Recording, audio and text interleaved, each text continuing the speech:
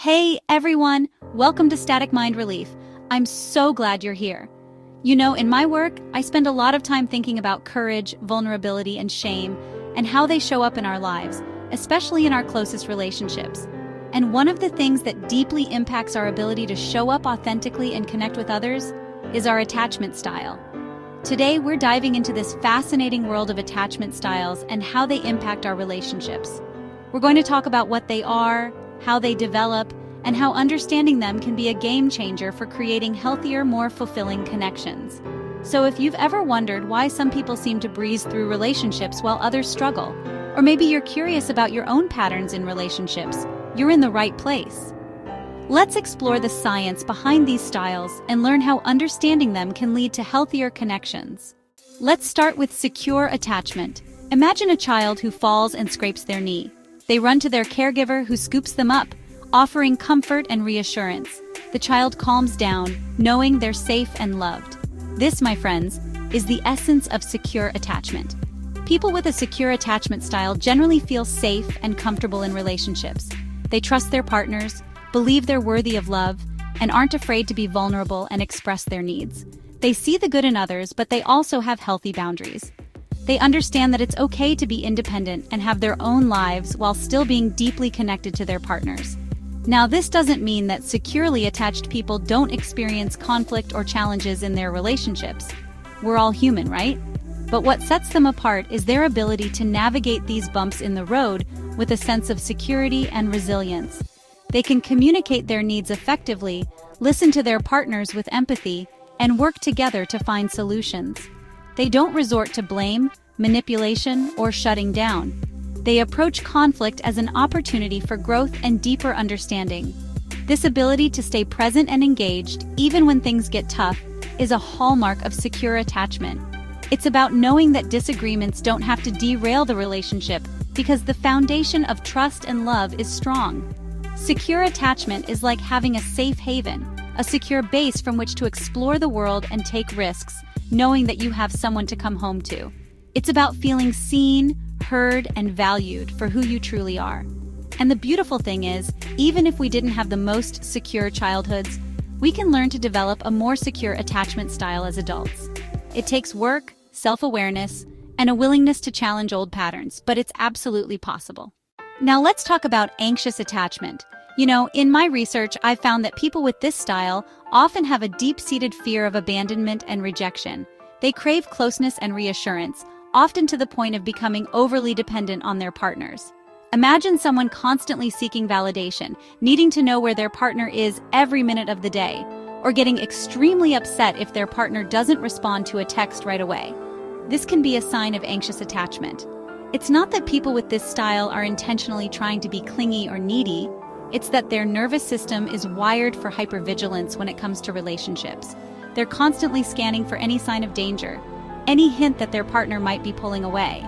This fear of abandonment can stem from early childhood experiences where caregivers were inconsistent or emotionally unavailable.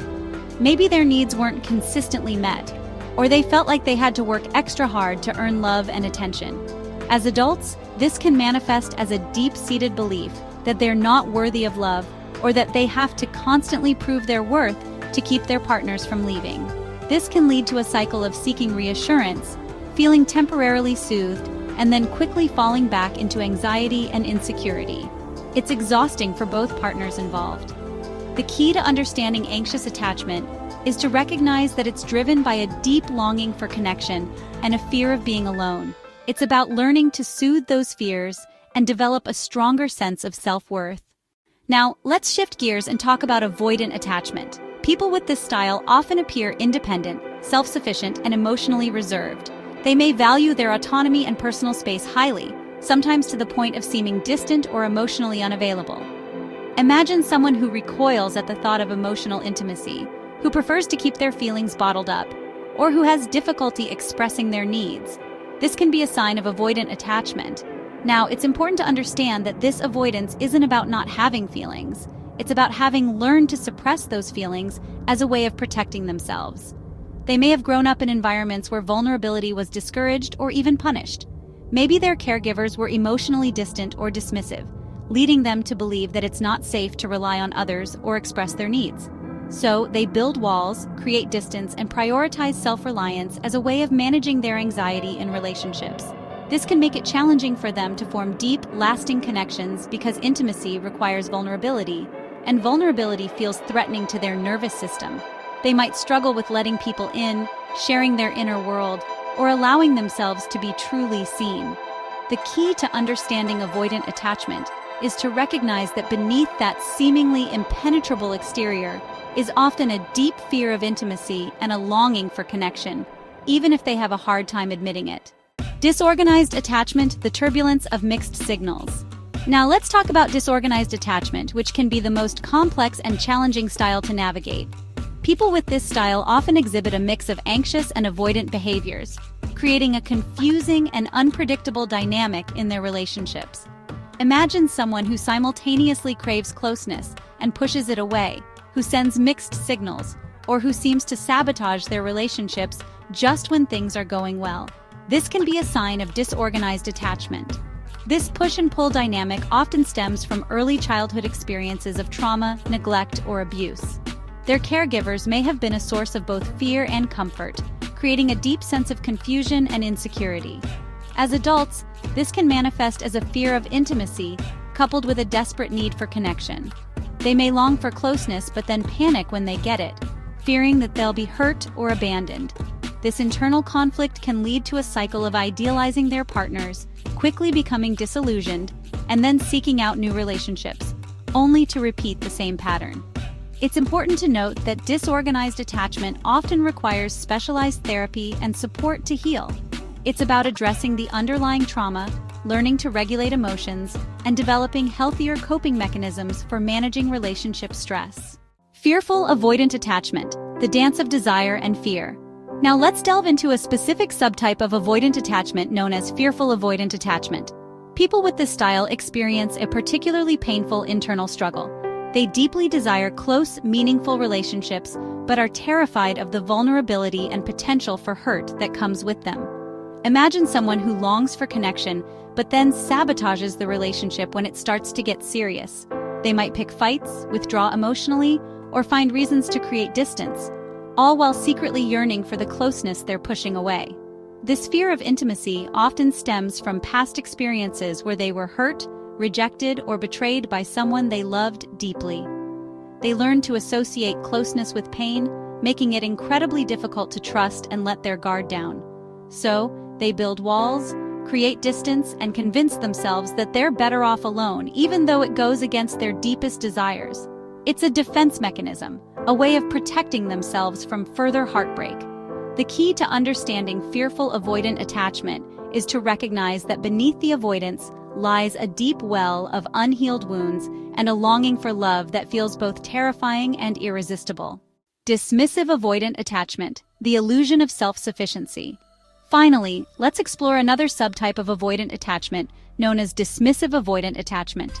People with this style often pride themselves on their independence, self-reliance, and emotional control. They may downplay the importance of relationships, seeing them as unnecessary or even burdensome. Imagine someone who prefers to keep their emotional distance, who rarely expresses their needs, and who seems perfectly content with superficial connections.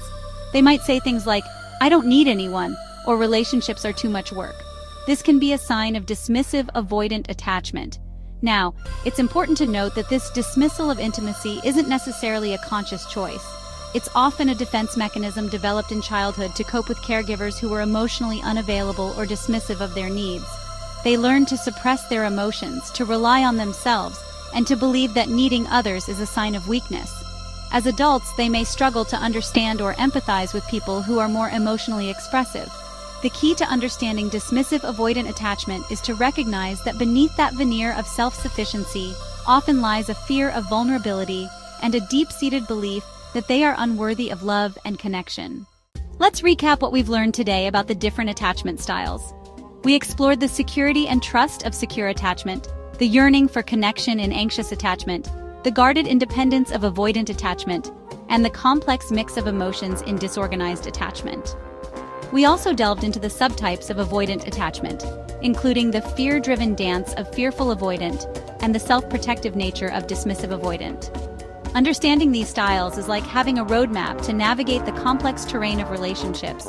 It helps us make sense of our own patterns, communicate our needs more effectively, and cultivate greater empathy and compassion for our partners. Thank you for joining us at Static Mind Relief. Don't forget to like, share, and subscribe for more insights on mental wellness.